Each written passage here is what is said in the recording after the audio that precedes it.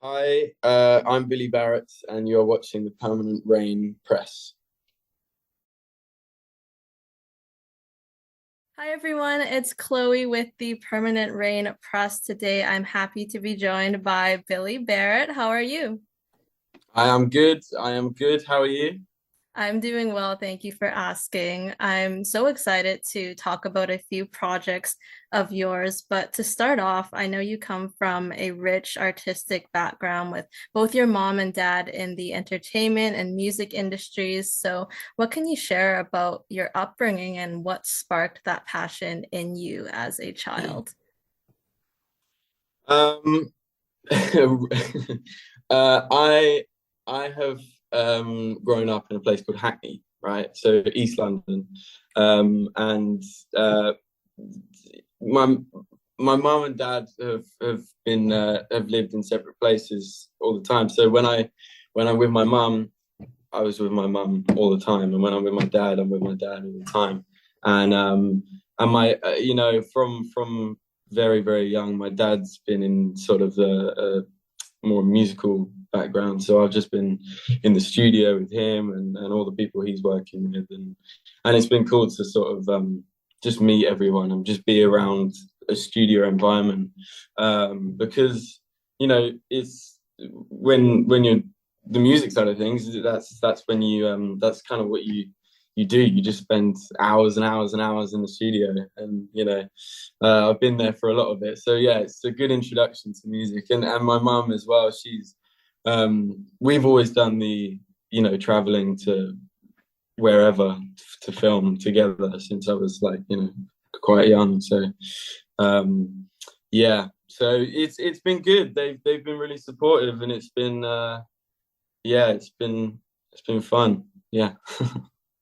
Are there any kind of moments when you were younger that you pinpoint as being like the starting point when you are kind of like, I want to pursue a career in this? Um, I started when I was 7, right? So I did like these I did this little sort of flashback scene with like one of my mom's friends who was director, um and I wasn't on an agency or anything like that. And then, she sort of gave me that role. And it was cool being on set and seeing everyone. And like, I remember I got shouted at for not, they shouted, don't look in the camera because I kept looking in the lens of the camera. And it was a good lesson. And then eventually after that, I went to, apply for an agency, which is the agency I'm still on, Sylvia Young Agency. And yeah, like, I got on it, and since then we've just been sort of growing and building. And I reckon when you're doing it so young, you're not really conscious of what you're doing. You're just doing it. But I reckon like sort of responsible child time is when I really realized, oh, this is like a thing. This is a job. That's okay. This is cool. So then, that's probably the time I really sort of fell in love with the whole idea of film and being on set with everyone, and also just creating characters um and playing them and sort of interpreting them in your way. Do you know what I mean? So yeah, that's probably when I fell in love with the whole thing.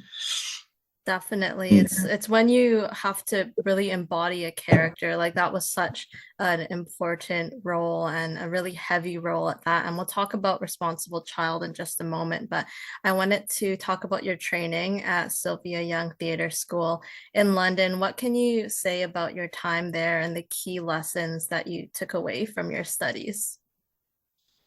Um, Sylvia Young is a great theatre school. I it's you the people that know the name Sylvia Young, and it's quite a well-known name. It's you you just know that it's quite good. It's a great school. It's great, and they're actually really good at teaching academics as well as all the vocational stuff and all of that. And I was lucky enough to be able to get a scholarship there, and um, and without that, I don't think I would have been able to go. And yeah, it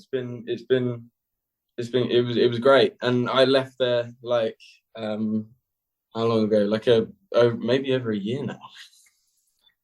Yeah, it's a long time. Sorry, I can't swear, can I? Yeah, my bad. You can bleep it out. Yeah, no, it's just great that I can I went there because I met some friends now that from there that I would never have known, and that is literally like we've created a lot of stuff. Like the band that I'm in wouldn't have been a thing without them. The agency, I wouldn't have got anything without them. So like, yeah, they're great. I love them. So much respect for them. And at that school, like it's one of those things where you're a teenager, a young adult, like those years are so important in shaping your knowledge and preparing you for future roles as well. A responsible child, like you mentioned, such a pivotal role in your career. So looking back at this complex film, looking back at your portrayal of Ray, what did you learn from being a part of this project? God, I learned so much. I learned so much. Like it was the first time. It was more about like experiences for me. Like, you know, I remember one of the first scenes we shot, and this was the first time I'd done it. Was it was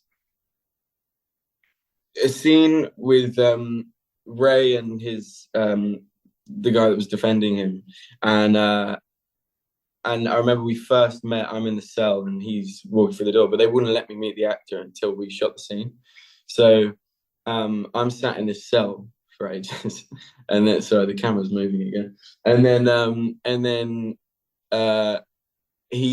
they called action and it was all rolling and everything, and then I first met him, and then like it was so real the way we got to meet, like it just looked so authentic, and it was like it's just different ways of shooting things like that.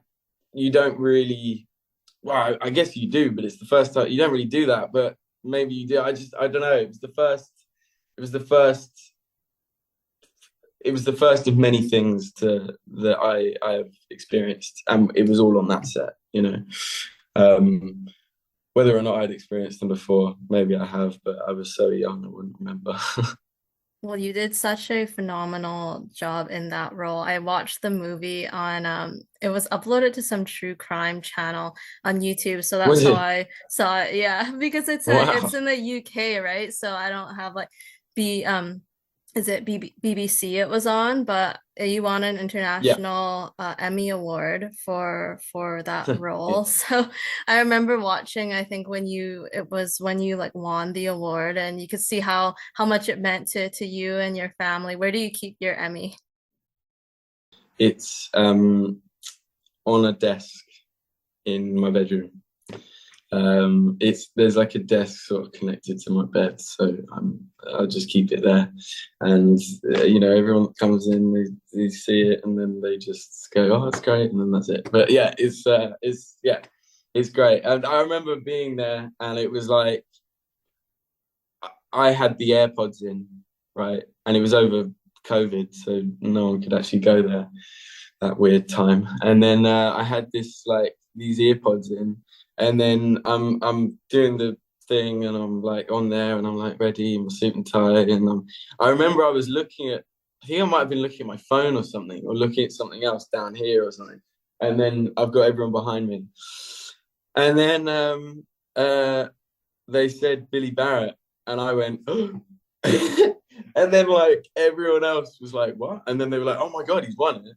And I remember my mum might have sworn on TV for the first time. She just, well, I can't reenact it, but yeah, she was swearing out of excitement, and then she caught herself, and yeah, it was fun. It was fun, and then like, you know, we finished it, and I could just celebrate in my home. Do you know what I mean? It was cool. It was a weird experience because of COVID and everything, but it was a first, so I wouldn't have known any other experience anyway. So there we go.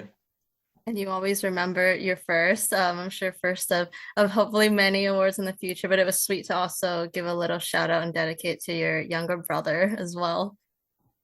My younger brother is as we say in England, he's a bad man. Yeah, I love Cass. His name's Cassius Thompson. He's the best.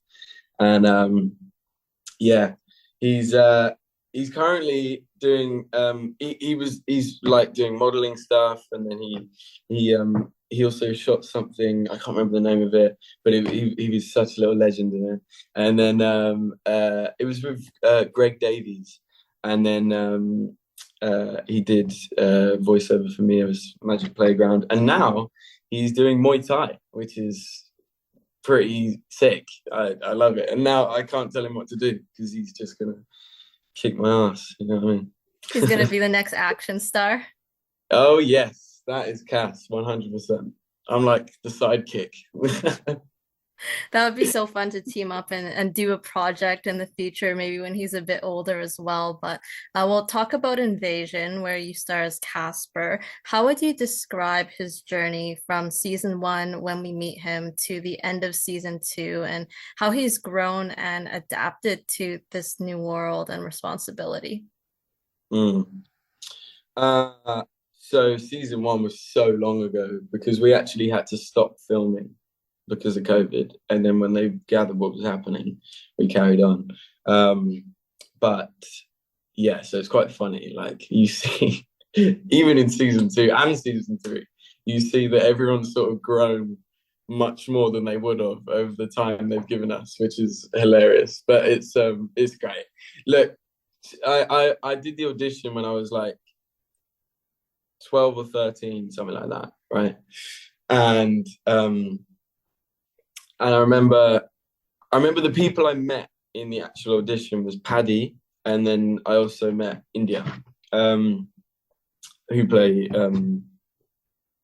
oh God, what's Paddy's character? Do you know his character? I'm gonna go look at Look what it his up, character's that's name really was. bad. I've forgotten. Monty. Fucking, I remembered it. Yeah, okay, Monty. He plays Monty. Paddy plays Monty. And I met Paddy in there, and we were like, there was like 30 kids, and we just sat in this corner chatting. And we were just talking about whatever. And then we became good friends. And then I think we went for dinner afterwards with like our parents and everything. It was good. We were so young. And then I remember I got the final call, and I heard I got it, and then I had to sort of do a chemistry read with 2 possibilities for Jamila.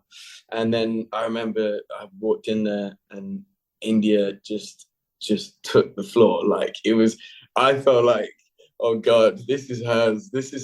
I shouldn't even be involved in this. Like she just was so brave. She's like the coolest and like the most courageous actress, man. She's sick.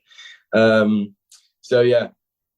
And then we've sort of grown together in real life, not even just in the thing, in the series, in the thing. So, but he, yeah, it's been great, and like, you know, I think because we've sort of grown up like filming together and spending COVID together, so you're in lockdown together, you sort of develop these like long time friendships, you know, like yeah. So it's been great filming with them, and I saw Indy the other day actually, but I haven't seen Paddy, so I'm gonna stay on his case.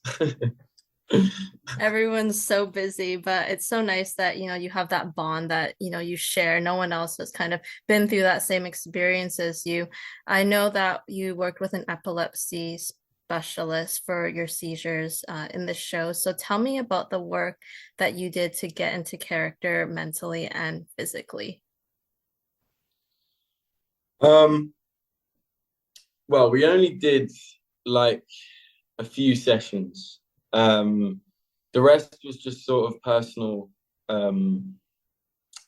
uh, revision, I guess. And it was sort of like speaking to friends that have epilepsy, and you know, just sort of trying to understand as much as I could about it. Again, you're asking me questions from like years ago. So I'm trying to remember, but yeah, I mean, I remember it, and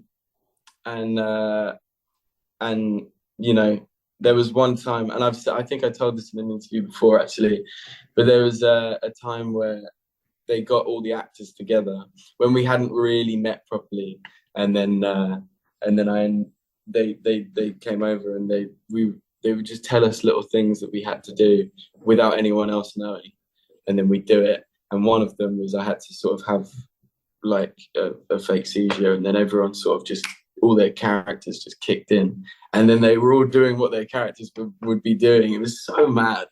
It was so good, but yeah. Like a good kind of training exercise, but if anything, I think like it helps you to understand what someone would be like in that medical situation. So Yeah. such a good role. And I know again this is like going to the past, but it is kind of hopefully a bit fresher from season 2. What can you say about Caspar and Jamila's relationship and the connection that they share? Like what did you think Caspar saw in her and vice versa? Casper's always been in love with, you know, the Xylem Queen, the Jamila, you know, like that's who he's been in love with since day dot. But you know, I can't speak for Jamila's character because that's for India to do. But Caspar, you know, he's just a kid, you know, he's just like a kid, and he's having like such big things happen to him, and it's so like insane, and like, you know, how would anyone deal with that?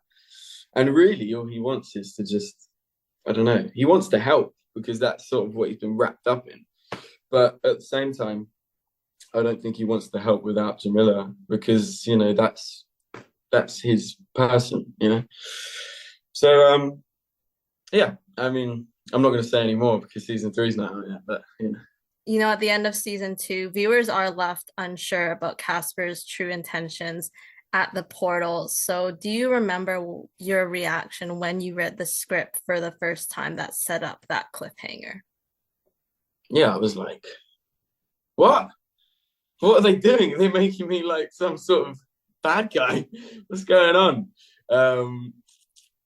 And I won't say any more from there because I know that I'll slip, and I can't do that.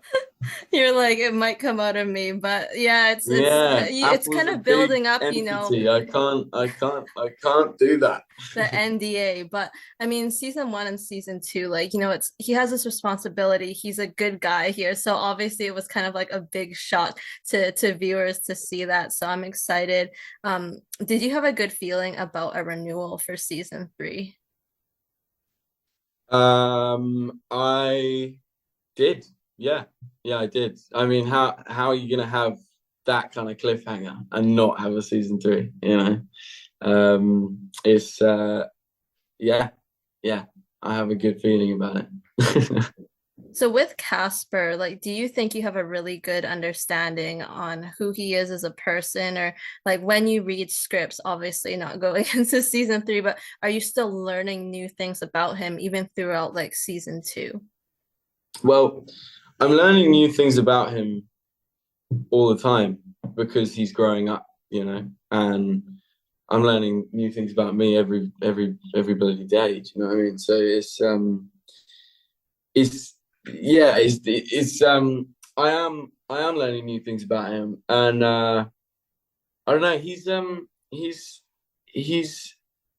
yeah. It is like anyone else. You know, he's growing up, and and stuff changes, and the way that you are changes sometimes, and you know, he what's sad is that he probably can't have the time to himself to be okay with that or even understand that, you know, properly. So he's still this young boy inside, even though he is growing up, you know. Yeah, that's Caspar. He's Caspar the ghost, you know? So you mentioned India and Patty, who, you know, you kind of became friends with early on. You've also worked closely with Shamir. in the first two seasons. So what can you say about him as a person and as a scene partner? Shamir, oh, he's a legend. He's great. I'm not even just saying that. Like, he's actually a lot of fun, and it was cool to go to. I know he's from Toronto, and we were in Vancouver, but it was cool to be in Canada with him. And yeah, me and Shamir have sort of developed this like friendship through talking about music as well, like on set, and also just showing each other our music, and just the more that our characters sort of become friends, it feels like the more we become friends. So yeah, one message to Apple is just keep making our characters like each other, because I don't want don't want bad beef, man. I love the scenes that, they had, and, looking forward to season 3, which I know is currently in production. It's really interesting to see what will happen with the hive mind. I mean, I personally hope that Caspar would spend less time in a hospital bed or incapacitated, which he has spent much time in the first couple of seasons, but it's very I know exciting. it's so easy for me. You've been like lying in a bed for a lot of the time. You're just like, I could take a nice nap here. Yeah, in fact, I don't know if to say this, but there was one take where I think I woke up in the middle of the take because I'd fallen asleep. But they were doing a wide shot, right? So they were filming the whole room, and then you sort of just see the bed, and then I'm just lying down, and this is in season 2, and I'm lying down, and I'm just going, oh, and then I just went back to sleep. But I remember seeing the camera and going, wait, no, lie down. Yeah, it was hilarious. What can you share about the sets and how they've added to the realism of your experience? The sets. Well, a lot of it, my parts have been shot just on studio. So, there's a lot of they haven't really used green screen. It's sort of just I don't know anything about visual effects, but they're it's pretty incredible. It's like the size of it all is just mad. Like, you've got they had this like sheet that was like moving, and I remember they also had some lasers that were like shooting everywhere like that, and it was like, I'm demonstrating lasers. Anyway, they were shooting it, and then they were shoot the way, I think it was like the shutter speed or something like that was changed. And so when you watch it back, those lasers that to the naked eye looked like hard lasers, they were like all like ribbony. They looked like ribbons and stuff like that. It was so like insane. So yeah, that's been pretty cool to see and sort of learn and understand. But took a while. But yeah, we it's been cool. It's been cool. Yeah. It's always really interesting to hear the behind the scenes and how they create that intensity, because also with this show and like with Aliens, which obviously things like that are added in post-production, but there has to be like some kind of stand-in that makes you feel like you're in that real environment. They used to use tennis balls. So they would get a tennis ball and they just move it around, right? And then that would be our eye line, and we'd follow that. And then I remember there's one scene in season 2 where, is it season 2? I think it's season 2. Where me, Shamir, and India are all like back to back, and Shamir's like firing the gun and like he's shooting all these aliens away and everything. But there was just so many tennis balls, like in every doorway. There was just tennis balls, tennis balls, tennis balls, and it was just like, it was so mad. So mad. Season 3, hopefully later this year, next year, maybe, but exciting times for you. Let's talk about My Spy, The Eternal City, because that is coming out next week on the 18th, and you star as Ryan. Had you watched My Spy when you auditioned or before you were cast? The original My Spy. Yeah, I think I watched it because there was like a time I was just going through all the Dave Bautista movies. Um, and like, yeah, I think I was with my dad and I was watching it, and it's great. It's great fun, you know. And then when I got this audition, I was like, whoa, what? And then like, I was actually in Cape Town shooting Invasion, and I'm not sure which one, but you know, Invasion. And then we were in Cape Town, and I got the role. And I remember they were like, "Oh, our studios are like 10 minutes away from where you're shooting or where you're staying. So come say hello, come meet the director and everything." So I was like, "Okay, cool." So then my stay got extended, um, and yeah, we shot My Spy 2, which was like so much fun. Like I remember the first time I walked in to meet like Pete and Chloe and everyone like that. I was so nervous. I was so nervous. And uh eventually we met and we got on, and then they were so welcoming that you see your nerves sort of just go. And then the studios were so big and cool, and it was just like, yeah, it was incredible. And then I got the chance to fly to Rome and then to Venice, and because that was not like too far away from London, um I got my bandmate, best mate Cody to come out and fly to Rome, and then he loved it so much that he ended up flying to Venice as well, which was a lot of fun. So yeah. So nice to have your friends with you. And with this movie, what's really exciting is I saw the first one, and you can see how Chloe has aged a bit more, and real action kind of star and taking more of a pivotal role in the sequel.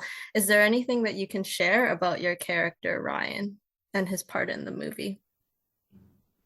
Uh, I actually have no idea how much you said this is going to come out Yes. after this. Yeah. Ryan's like he's a teenager.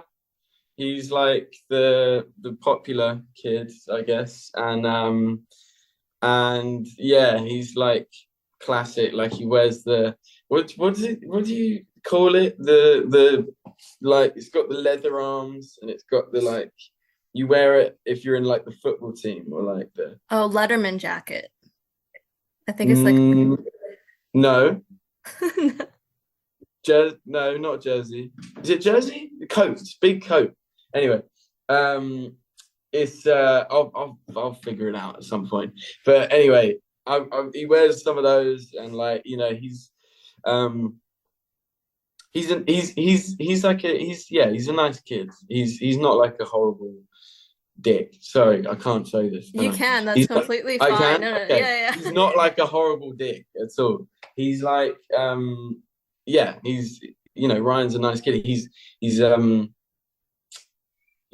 in the oh god, do you know what? I know it's gonna come out soon, but I just can't I can't say too He much is in because technically it choir. We isn't. do know that, and in the trailer, we can kind of see that he might be Sophie's love interest. Mm-hmm. Well, go watch it and find out. What Out can you now. what can you say about the stunt and action scenes? Even if you weren't involved, what should people like be on the lookout for in this movie? There's a lot of action, and there's a lot of comedy, and you've got some of the greatest comedy stars or names there, and it's been great to meet them and sort of hang out with them, and like yeah, I made some really good friends on this one as well, and yeah, there is a lot of action, and in fact, I was involved in one action sequence, which I'm not going to talk about, but I was, and it was a lot of fun. And it's not my first time in harnesses, but I've, yeah, there was some harness work, which is cool. You'll have to look out for that in the movie. And you mentioned Peter before. So Peter Siegel returned as the director, same writing team as well. So how was it working with the creative team and with Peter? Like how was he as a director? Oh, dude, they're so great. They're a lot of fun. Like they're a lot of fun just to hang out around and like, you can just talk to them. Like you can just talk to them like normal people. Like sometimes on film sets it gets a little bit, like you have to be super, super professional, which I get and I'm cool with. There's no problems there. But it was like it was so great to just be able to, just have a conversation with someone or like talk about life instead of the film. And like, it's just good fun. I just wanted to talk about, South Africa and Italy. You mentioned, Cody got to be out there with you for a portion in Europe. So how was your time in these locations? Like, what did you get up to doing on the days off? On the days off, we spent a lot of time on set, but a lot of them were night shoots, which meant we'd finish quite late, and then we just had the day to go out. Like being in Australia, where we're shooting now, is a lot of it shot in the day, and there are some night shoots, but it's quite early starts and then relatively early finishes, and we there's like markets and places, but I haven't been able to travel far. Although I did go to Sydney on the weekend, which was incredible. But yeah, like you don't get loads of time. Whereas on My Spy, I had a lot of time to sort of like go out and travel because they were mainly night shoots, and you can't shoot in the day as well if you've just done a night shoot. So yeah, it was great, and me and Cody had a great time, and me, Cody, and Chloe actually had a great time. We all went out together. It was great. It was good fun. Yeah, a lot of people similar in age. There's Tejo as well. Oh, sorry, yeah, Teo as well. But Teo wasn't so much in Rome. I think they were shooting so much in Rome. It was in Venice that we really like. It was great to just go out with all of them, and yeah, Teo's he's a lot of fun as well. I love Teo. I actually haven't spoken to him that much since we finished, but I'm gonna give him a call after this actually. Yeah. You went zip lining, and I know I saw photos that you posted. You also were hanging out with your co-star Craig Robinson as well. Yes. Did we go zip lining? I think you did. Shit. You're probably I right. don't You're remember. probably right. I'm probably wrong. But yeah, great. Zip lining, yeah.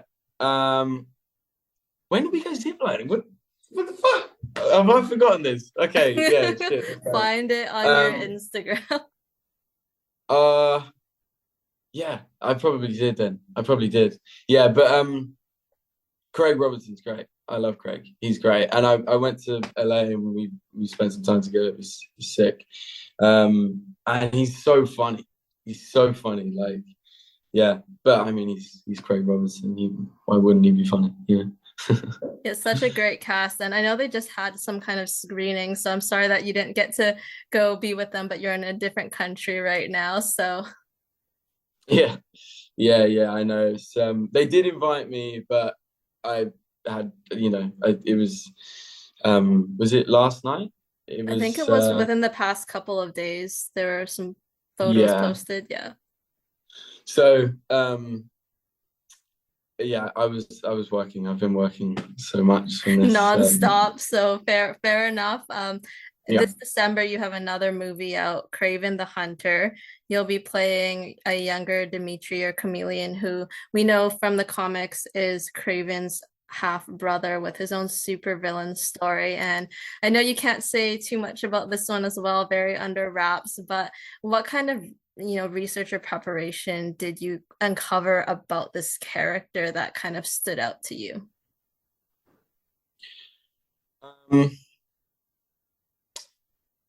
So I got to watch a lot of the other actors, and the person that was playing older me, and the way that he'd done his research and the way that he'd sort of like move and the way that he did this thing with his eyes where he'd shut his eyes properly, like that. and just like little things like that I'd take, and then I was like, that's so interesting, it really was. And then yeah, and I guess it just and also working with the other names in there. I really don't know how much I can say about this, so I'm gonna keep it very under wraps. But yeah, I mean, just working with the people that were on there, like, I learned so much about how to research a character, or how to figure out a scene, Why should superhero and comic book fans be excited for this movie? Because it's Kraven the Hunter. I'm pretty sure that was the first person in the comics to ever fight Spider-Man. I think. I don't know if I've just made that up. But yeah, it would be, Kraven's like someone that hasn't really been touched on either, I think. Like, when I first heard Kraven, I didn't actually know who that character was. And I thought I was a big Marvel fan, but clearly I don't know what I'm talking about. But yeah, I mean, it's a new character, it's a new thing. It's gonna be mad. And I've seen some of the action sequences. Splendid. They look great. Was being a part of this Marvel Comics film like all you could have dreamt of? Do you remember what your very first day on set was like? My first day on set, yeah, I met. It was so big. Like, I think it was next to like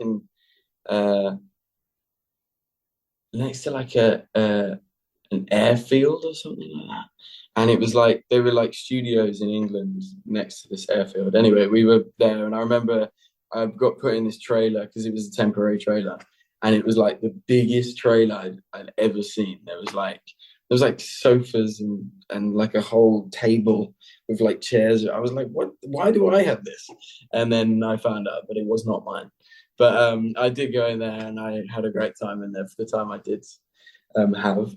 And then I went on to set, and I met everyone.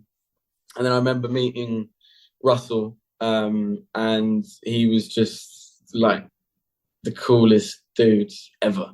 Like, you don't even need to meet him. You just need to hear his voice, and that man is cool. So yeah, it was great. It was great. It was good fun. And JC's a great director. Yeah, a lot of fun. You mentioned the older version of your character, which is Fred Heschinger, who is just killing it right now. I'm sure it would be nice to kind of follow in his footsteps. Hopefully you got to maybe spend some time with him. Do you know what? I didn't actually get to spend as much time with him as much as everyone else. But yeah, Fred's wicked, and I actually think the first day I met him was the first day on set, and that's when I learned everything I needed to know, and it was just the way he was blinking to sort of match the character, and what could become of the character, and all of that. He's very good. Like, there's not a lot of people you can watch and go, wow. Like, but I watched him, and I didn't know who he was at the time, and I was like, this dude's incredible. Like, that's really, like, it actually, I felt something watching him. So yeah, legend. I'm excited to see what you both do with this character. And you also got to spend time with Levi Miller, who is more similar in age to you. Yeah, a little bit older, but Levi is great. And in fact, I think he's not from Adelaide, but he's from Australia. And yeah, bless him. They flew him out to England, and he sort of just doing his own thing, and he was like the nicest dude ever. And it was great working with him because he's like just such a kind soul, and great actor as well. So yeah, they've got a really good team on this. Yeah. So out December 13th, I believe. So we'll stay tuned for that. Bring her back. You just mentioned A24. It was announced at the end of May that you were joining as a lead or main character in this film. How has this project and experience been for you so far? It's probably one of the greatest, and I'm not gonna like, this isn't me saying anyone else's like was a bad experience or anything like that, but it's the most involved I've ever been in a film. The way that I have a say in costume, or the way I have a say in my hair or makeup, or what do you think your character would do, and and it's just been so, I feel like I'm part of the family. Sometimes I feel like actors can feel slightly, especially newer actors can feel slightly out of of um of the whole thing. Sometimes you just turn up to set, say your lines, you meet people, hello, hello, and leave. And it doesn't feel so like I want to be involved in this. So yeah, this has been like the greatest, and it's been so fun, and everyone on set is just like, it's this they I think they've all worked with each other before, and they're just so quick, and they like they do this thing. If there's an emotional scene, I come on set and everyone's whispering. They're all like, yeah, how are you? You okay? You okay? And then they won't want to talk to me as much. And then they'll just whisper to each other what they need to do. They'll whisper over the radio and all of that. And I'm like, what the fuck is going on? And then eventually I'm like, oh, it's because we're shooting this scene. And then it'll be an emotional scene. And it's so great. It feels like everyone's in it with you. Everyone on that set is there. And we're working together. It's like, yeah, it's so fun. And the boys, Danny and Michael Philippou, I've said it. I said it yesterday when I did EPK. They're genius. They are geniuses. And if you've seen Talk to Me, and actually if you've watched some of their YouTube videos, they are genius. I'm telling you. I'm so happy to be working with them, honestly. Are you an A24 fan? Like, were you a fan of the movies? Yeah, big time. And you know what? There was a lot of films I watched where I was like, oh, what? That was A24. So like, yeah, A24 is so cool because it's almost like they're just doing it their way, and I love that. It's so cool. And also the content they're making, the films and the stories they're involved with are just so good. So yeah, I'm really grateful that I can be involved in this in any way. Are there any Yeah. one or two that stand out for you off the top of your head? Well, I remember because obviously it's horror and the horror genre. Talk to Me was like, wow, that was incredible. Then also, I think Talk to Me was the first one I was like the first film in quite a long time where I'd just been involved for the whole thing, no stops or starts. Like I was involved, and then right to the end, and I was just like blown away at that ending as well. Like what a great ending. And Hereditary, that was incredible. So good. And they're coming out with new things at the moment, which is really good. I want to watch that Civil War thing, which I still haven't seen, but apparently it's incredible.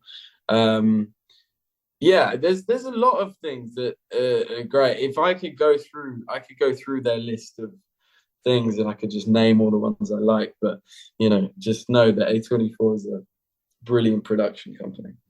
Have you watched Ex Machina before? No. I would recommend that one. That one's really good. If you All know right. Dom What Hall Gleason, really sounds great. movie. Sounds good. You can go check it Yeah. out after when you have free time. But how about, so you mentioned the Philippous, you also have a really incredible co-star in the remarkable Sally Hawkins. So, without saying, I don't know, if you share scenes together, but hopefully you have met her. How was that? Sally's a lot of fun. I can't say too much, but Sally's so good at what she does, and Sally Hawkins. But she's so good at what she does, and she's so involved in the character that it's just like, it also helps because you have so much to work off of. It feels like you're talking to the character, and when they call action, obviously, when it's cut, we're doing our thing, but and she's lovely as well. But when we're shooting, it's like you're talking to the character, and it's so like it just helps me as someone that is talking to the character to actually understand how I would react, or how the character would react, and then obviously Danny and Michael get involved, and it's like, yeah, it's like this team is so good. I love it. I love it. I love it. I love it.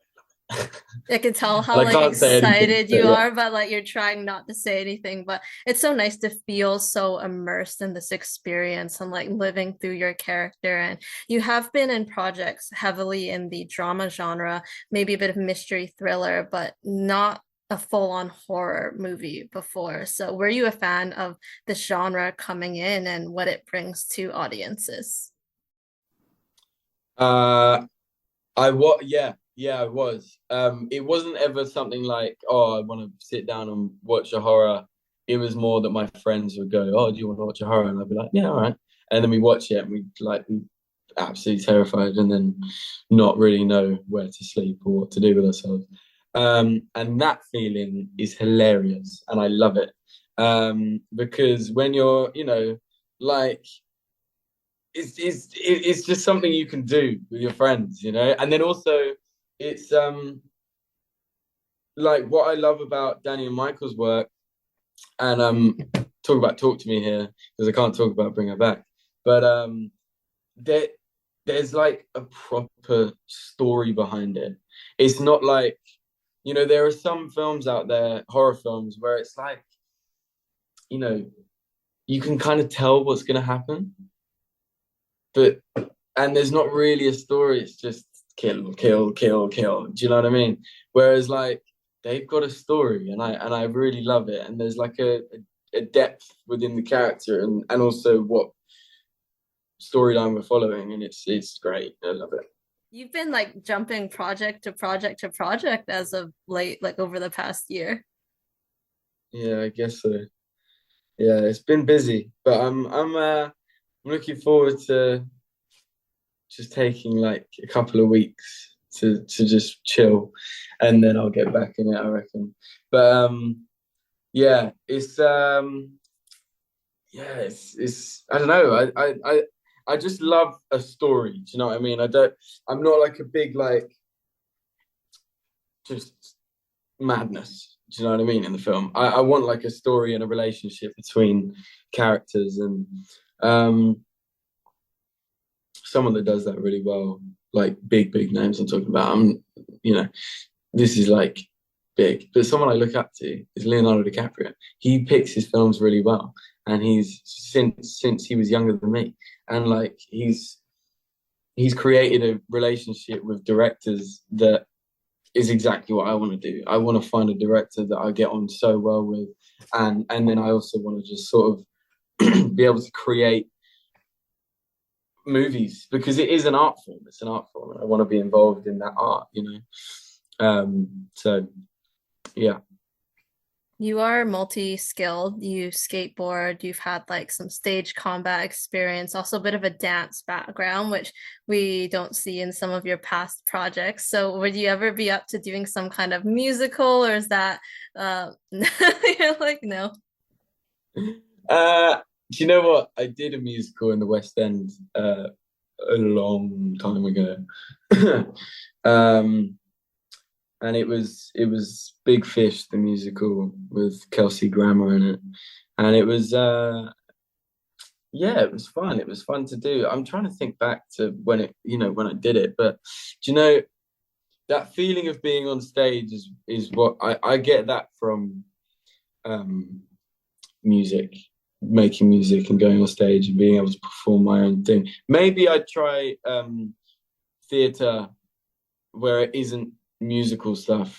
I'd like, because from what I've heard, I spoke to some of the actors in Invasion about it actually,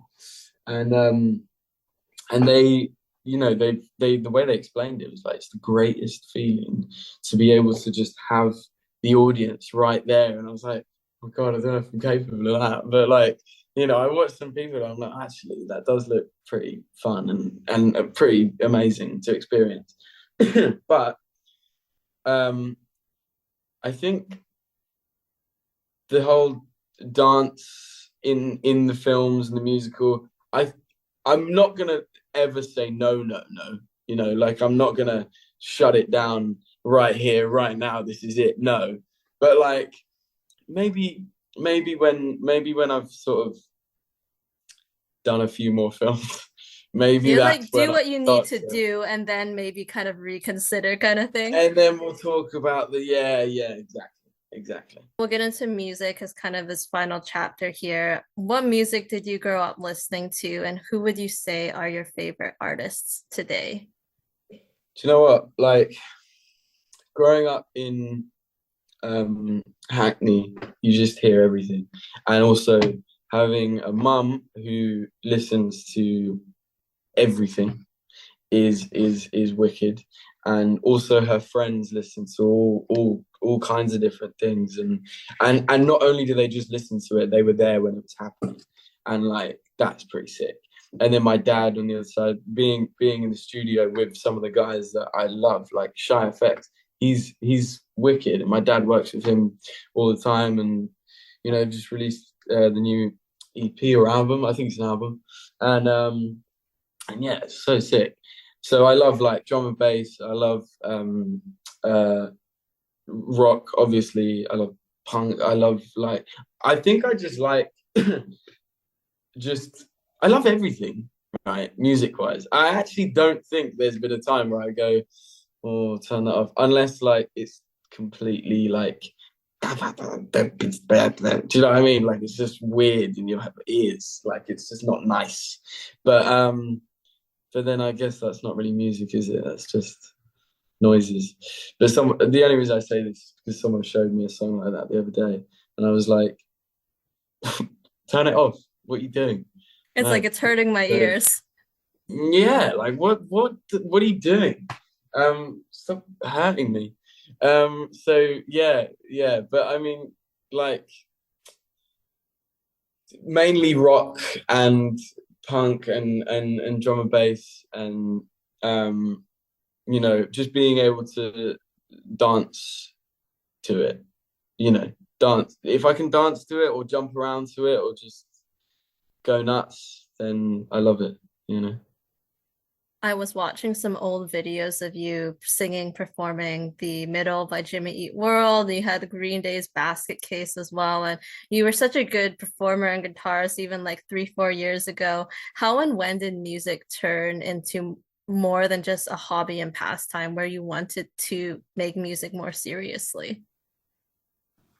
When I met Cody, and we wrote a bunch of songs that were like the worst songs you've ever heard. And we only realized that until like a year after we wrote them. And then we started writing, and like, it was getting better. And like, we sort of were like, okay, this is quite cool. And then when I started watching Green Day, like watching Green Day was the time I was like, oh, this is something I really want to experience, is go on stage and play in front of that many people and have them all going absolutely crazy and mosh pitting, and it's going to be the best thing ever. Like, there was one show I always reference, which is Green Day Chicago 1996 or 1994, and it was like so good. Like I watched it on, you can find the whole thing on YouTube. It's like nuts, but it's hilarious and it's great.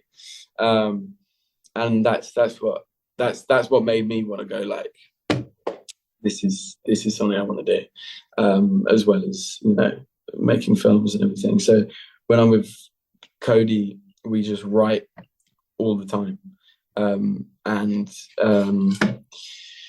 Yeah, he's, you know, he's a lot of fun as well. We that Cody is like my guy. Like he's like, it's like we come in a package. Do you know what I mean?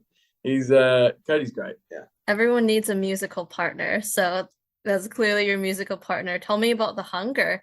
What was the origin story for that and the name? So The Hunger is actually from the David Bowie film, and I think we started it maybe like 4 or 5 years ago. But basically, I asked Cody when we were in school, right, and he didn't particularly like me at the time because I was a little, like, I was just young, and he's a bit older than me, so, you know, it's bound to happen. Anyway, I was there going, "Do you want to start a band?"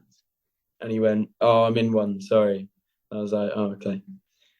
So then 2 months go by, and I've asked him again, "Do you want to be in a band?" He went, "Nah." And then eventually he came up to me and he goes, "Do you want to start that band?" Because we started traveling back and forward from school and back to our houses and stuff, because we live so close to each other.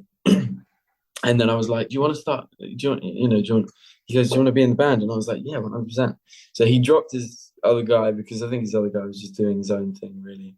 And then we started making music together, and like I said, it was terrible, but then it got good. And then only last year we started making like moves with the music, like playing gigs. And like, I remember the first proper, we played in the street a couple of times, but then the first proper gig we played was at Camden Assembly. It's like above a pub, and all these people came, and it got sold out. And we were supporting this band that we actually went to school with as well, and it was their first gig as well. So it was all of our first gig. I don't know why so many people came. I think it was for the band that played first, called the Zigarettes, and then it was us, The Hunger, and then it was Emergency Break, the headline. And I remember it just got sold out, and all these people were in there. And then, like, when I was playing and I saw everyone moshing, and I saw all these people going crazy, and like there were some people shouting things on the stage which were just hilarious, and it was like, yeah, it was a lot of fun. And me and Cody looked at each other and we were like, "Shit, this is big." And then we played our first, not headline, I don't want to say headline because it was at a festival, like a mini festival, but we were the last on the bill. And we played, and we were the last ones of the night, and everyone was still there. They were going nuts. And then right at the end, we started singing the final song, "Summer With You," and everyone started singing the lyrics back, and me and Cody, like, just, yeah, teary-eyed, but it was great. Like, they were screaming the lyrics back to us, and it's not even out, so they must have come to all the other gigs. But yeah, anyway. That must be so special for you as an artist, and just being on stage. You've played at some other really cool venues. I was looking, the Engine Rooms, Water Rats. So it's kind of like, you know, you think about the venues that you start out playing in your career, and then you have Millie and Bruno join in as well. So how did they come to start playing live with you both? So me, Cody, and Bruno went to the same school, and Millie, I didn't know who she was until it first started. I'm sure if you can find it somewhere, I know I've got it on my phone and Cody's got it on his phone, but we used to rehearse in Pirate Studios, and it would literally just be me and Cody, right? So we used to take turns playing songs. So he'd play the drums, and then I'd sing and play guitar, and then we'd swap. and just keep swapping each song. Then we were like, fuck, bro, we need like an actual band, right? So then we got Bruno. Sorry, no, we got Millie because he had met her at like a gig or something, and then stayed in touch with her. And then we actually had someone else on board, but they weren't sort of getting what we needed and what we wanted. So, you know, we sort of we found Bruno, who had went to our school and never told us that he played any instruments, but actually he plays every instrument under the sun. He's one of those like annoying kids that's just good at everything. So we were like, we've got to get him in here. He came, he smashed it. He's just like the best. So we were like, okay, we're going to keep him. And then since then we've just been, just trying to play as many gigs as possible. And then once we start gaining like a following or like a thing, we'll release, hopefully. It's really cool to find people that you really gel with musically and see it all come together. What can you share about the band's upcoming original music? Like, have you actually went into the studio and recorded? Are you still kind of like fine-tuning some of the songs? Everything that we've recorded has been in Cody's bedroom or in my bedroom, and somehow he's made it sound incredible. He's just so techie, like internet tech. Do you know what I mean? He just gets it. So I don't, but you know, Cody's great at that, so I do that. And anyway, we did actually record 4 songs in the studio, but who knows what we're going to do with them. That it's sort of to show labels and promoters, and so we got the experience to be in the studio. But yeah. So your dad is a recording mix engineer, producer, writer. I know Cody's dad is also a musician. So do you ever get any kind of tips and feedback from parents, or are you two do you like to do this on your own? We've always been quite, this is what we're doing. You know, my dad helped us actually mix and record 4 of those songs. So I've always been quite like, yeah, help us, Dad. But and he has, and it's been great. But not to release, but just to have that, you know. And then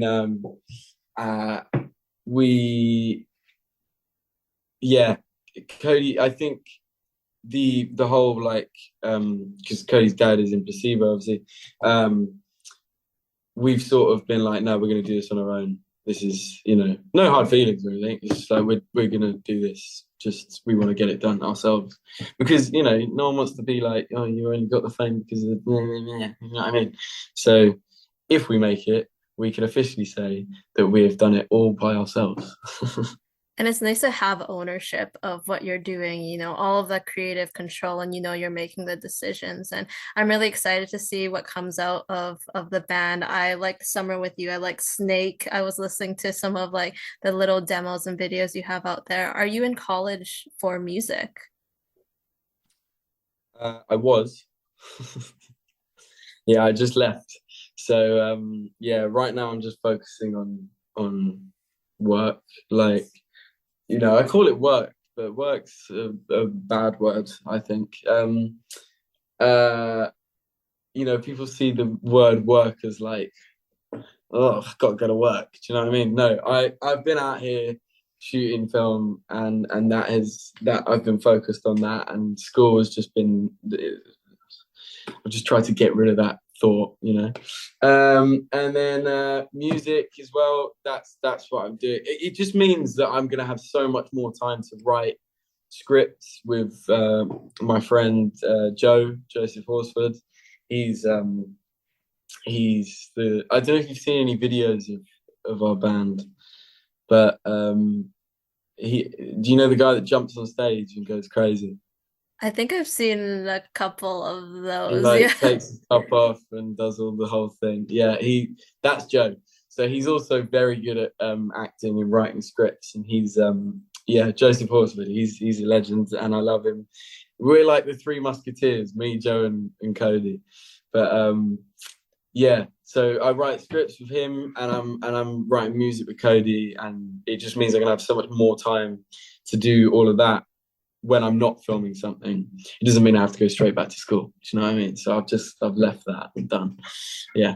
I think it's like it's whatever you feel so passionate about and want to commit your time to. So as long as you're being intentional with it, like script writing is something you also really want to do. It's good you're focusing on that. Lastly, I know that you have a co-star and friend in Mckenna Grace, who you work with for Crater. She's also a talented musician. What can you say about Mckenna and your friendship and how it's continued after the film? So me and Mckenna, obviously she lives in LA and I live in London, and it's like, can't just be like, oh hey, do you want to go for coffee? Do you know what I mean? Can't do that. But we do stay in touch. We text a lot, and me and Mckenna are great friends. We're good. And I do also love the music she's creating. I think it's very good, it's very fun. And and she's been very supportive about my music. She's heard some of it and all of that. So McKenna's a good friend of mine. I know that she invited you and Cody got to go to the Ghostbusters premiere in Paris earlier this year as well. Yes, we did. That was a lot of fun. That was a lot of fun. Me and Cody spent 3 days in Paris, 2 nights, and it was a good experience. It was learning about Paris is it's quite scary. It's quite a scary place. But I mean, if you think London's bad, is it a scary place? It's quite scary, I'm not gonna lie. I was walking around, late with Cody, and it's quite tough, but it's also beautiful. And it's got a lot of history. And I love France because my grandparents live in France, so I've been every year of my life. And not so much to Paris, but I know I went last year as well to Rock on Seine. It was a music festival. I got to see Cypress Hill and a load of other bands actually. Yeah, so it was great. And do you know what? I love Paris, but just like I could say I love London, it is tough and it's quite scary at times. But I feel like you leave it and you get a bit tougher as well. So that's what you take out of it. I have one more question for your signature question. If you could be any ice cream flavor, which would you be and why? If I could be any ice cream flavor. Okay. God. Does that change every time? Does that question change every time? It's always that. So, sorry, I'm trying to come up with an answer for this. It's really hard. It's really hard to come up with an answer for this. I don't know. Like my go-to is vanilla, but pistachio is great. People. I actually got someone was like pistachio. That's like the most basic of basic. So yeah, do you know what? Just for that person out there, I'm gonna go pistachio. Yeah. You know who you are. I was gonna say vanilla is pretty basic. So, but you could also be like it's a classic. So, but I'm gonna go pistachio because even I think vanilla is quite basic. So pistachio. Yeah. A step up from vanilla. Thank you so much, Billy, for taking the time to chat. I really appreciate it. Thank you. I appreciate it. Do you like my t-shirt as well? I just got it. It's so Bay. It's great. And then you have, your cap as well, the movie merch. So repping the projects. I'm excited to see what's to come for Bring Her Back. And until then, for all those watching, make sure to catch Billy as Ryan in My Spy, The Eternal City, which is out July 18th on Amazon Prime Video, and Kraven the Hunter, which is out December 13th. And we will see you next time. Yeah, see you later. Thank you. Bye.